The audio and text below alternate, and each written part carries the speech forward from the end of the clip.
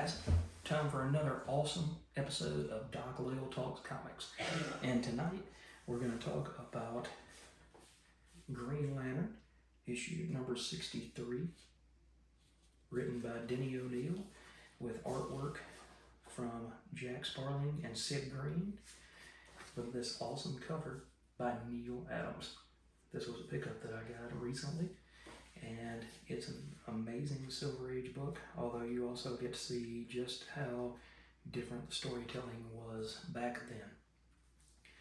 You have a more simplistic way of seeing how all of these superheroes live. Neal Adams was going to go on, let's see, this is issue 63, so I want to say with issue 77, then Neal takes over the book as artist with Denny O'Neil still as writer, and they open up the Hard Traveling Heroes era of this book. But for right now, we have Hal Jordan in space trying to figure out where he's at. He's woken up in a strange place, and he says, let me send out a message to my fellow GLs, and no message returns. And he says, this can only mean that my fellow Green Lanterns have vanished. So then he tells his ring to take him back to Oa, and he gets there and he just stops in the middle of space. And he says, I'm stopping in the middle of nothing. How can the ring disobey? I've ordered it to take me to Oa. Why didn't it?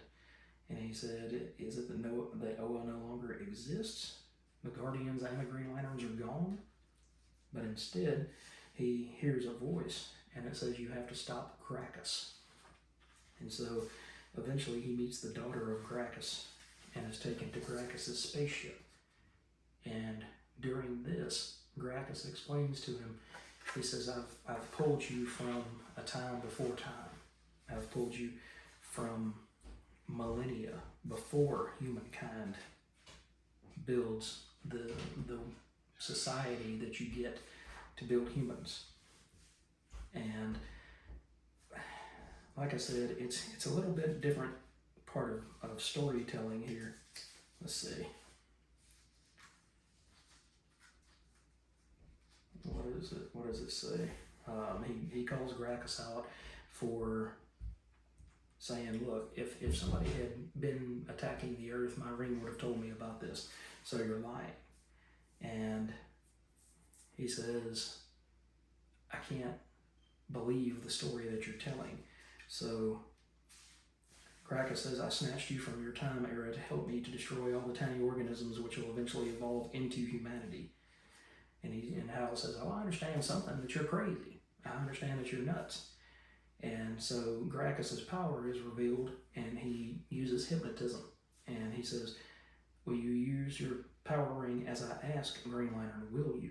And Geo says yes. Hal says, yes, I'll do it.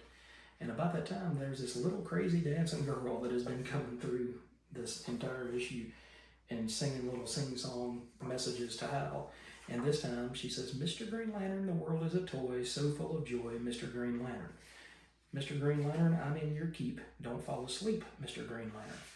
And so he pops out of his psychosis, and he says, I won't, sweetheart. It almost worked, Gracchus. You nearly succeeded in hypnotizing me, but someone reminded me there's more to life than sadness. There's joy and love and accomplishment. And he said, maybe we will end up fighting one another till we're finally ruined as a people, and maybe we won't. So it's a good story. The artwork is somewhat simplistic. The layout is somewhat simplistic.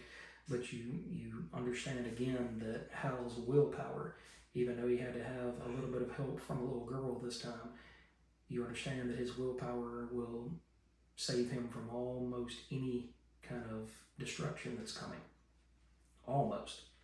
So it's awesome to see a book like this that has survived all these years. Like I said, it's got some spine ticks over here on the spine, on the edge.